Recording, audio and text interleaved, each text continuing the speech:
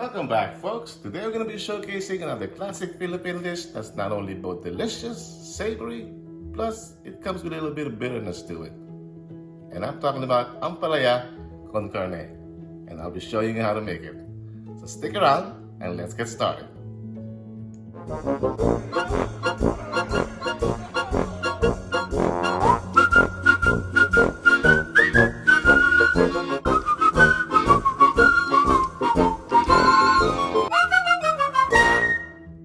So for today's ingredients, we're going to be using some crushed garlic, some onions, salt and pepper. We're going to be using some oyster sauce today too, our soy sauce, cooking oil, cornstarch, MSG for flavoring, and for our protein, we're going to be using some sliced beef. You might be wondering why it looks like that. Because it was marinated in some soy sauce, maybe a teaspoon of soy sauce, and some cornstarch. Why? You know how you ordered some food sometimes from Chinese food, takeout, something like that, and you see their meat or their protein, whether chicken or beef, is like glossy and very enticing to eat? That's how they do it. That's one of their secrets to make a more appetizing dish or stew. So that's one tip for you guys if you want to do it this way.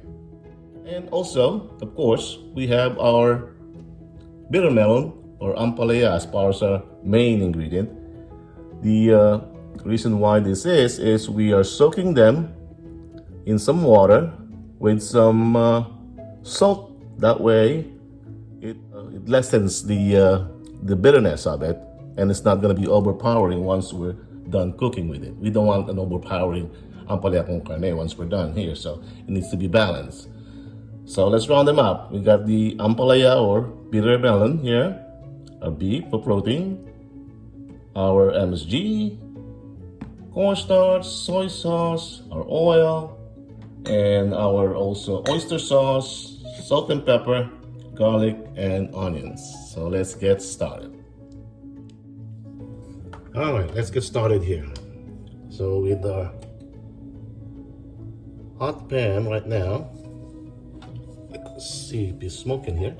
We're gonna put some little oil there. Okay, just a little. This time we're gonna start with the meat first before we start adding our garlics and onions. We don't want to burn them all because we need to get this started first and browned up a bit on meat. Okay, because this one has been marinated, and we want to get them, separate them.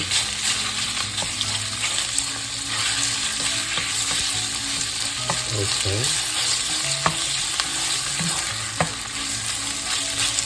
See, they're all broken up because we don't want to have a clump pieces of meat there. Alright, that's what I'm trying to do here. At the same time, we're kind of like frying them a bit. Alright. Now, also the good thing about having this cornstarch on your meat, it also acts as the thickening agent. So, because this dish must have a thick sauce, and that would help as well. Maybe we do not need to add a slurry after this, but we'll see what happens later on. Now we got them all separated. It's gonna be quick. It's gonna be a quick dish for you.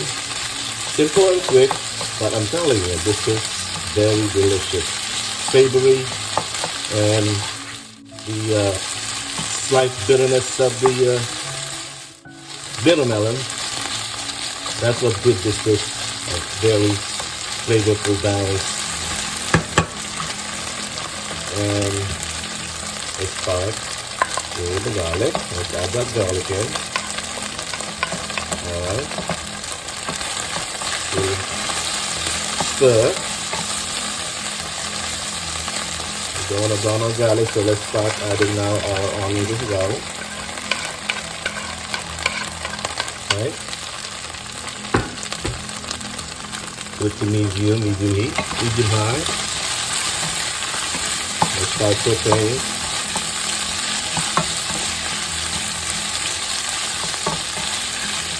until our onions are tender.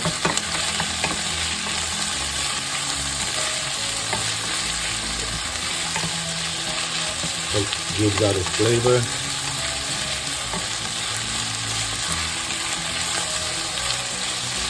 Okay. There's our some fresh peppercorns here. Might as well start that down too.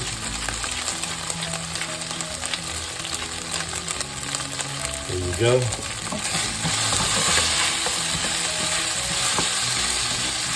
Once our onions are ready, we're going to start adding now our bitter melon. Now, make sure you rinse your bitter melon once you soak them in that salted water. Rinse them clean and drain. See here? I have it on a strainer like that. There you go. Oops. These are gonna go in the juice. Okay. Let's see here. Alright. See how that's looking good now? Okay. Give it a stir. A little more stir. Let's add our flavoring. Alright. Little soy sauce. I would say maybe a teaspoon or two of oyster sauce. We don't want it too salty. Okay? I didn't even add that much salt in here, so there we go. That's about, yeah, that's about 2 teaspoons. We can always add later if we need to. That's another rule of thumb. You can always add, but it's hard to take away, okay? When you're cooking.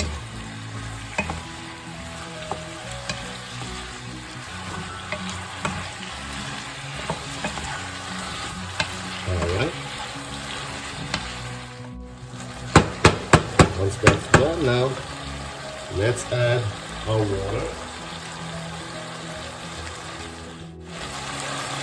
About half a cup of water, what I added there. Okay.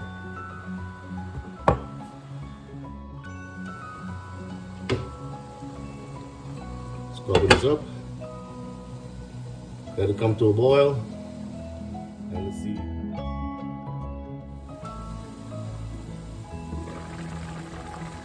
Alright. Go ahead and check. See where we are on the thickness. I don't want to overstir this dish because sometimes they say when you overstir bitter melon, it gets more bitter. Whether true or not, I don't know. Superstitious, myth, whatever, but hey, that's totally up to you. If you want to stir, go ahead, not. But just, I guess, leave it that way for now. Now let's go ahead and taste it. See where we at? Ooh, ooh, ooh. Ooh, ooh, ooh. But I need to add some MSG for our umami here.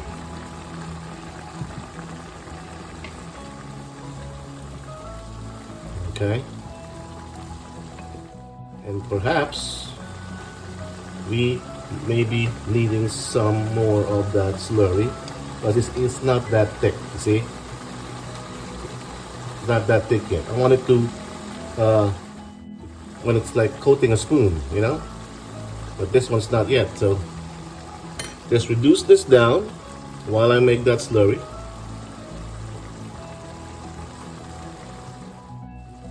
Alright, let's put some slurry over there. Over there. Over there. And then we wait. We're putting them on. We wait to see. We're there on the thickness. There you go. Alright. Is that the thickness we want? we achieve that thickness that we want on the sauce, then we're right there.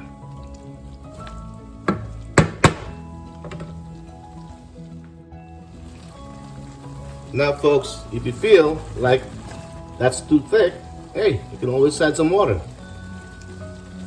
But before we do that, let's taste the flavor.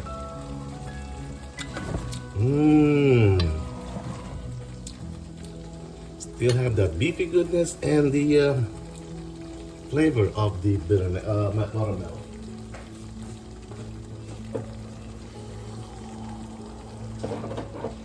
Yeah, I think I did say watermelon. It's bitter melon, sorry. All right, just a little. If it comes to be too thick. All right. Let's wait again until it boils up. That's when we'll see where we are. At this point, also our bitter melon is pretty much cooked and done. Don't take too long because it's gonna be mushy or soggy.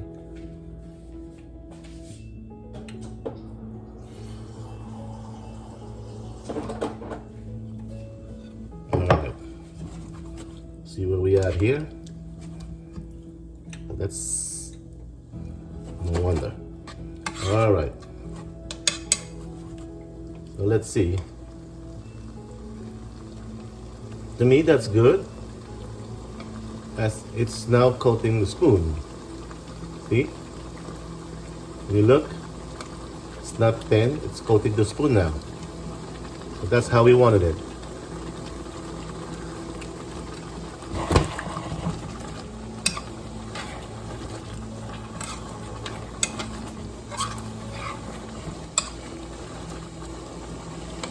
Very good, very savory. This is what we're going for, the savoriness. Savory and the balance of savory and bitterness of the from the bitter melon and the taste of the beef. We are done here, folks. We are done here. So hope you guys like this one, and I hope you guys do it at home. Tell me how yours turn out. And I'll see you next time until we cook again. Thank you.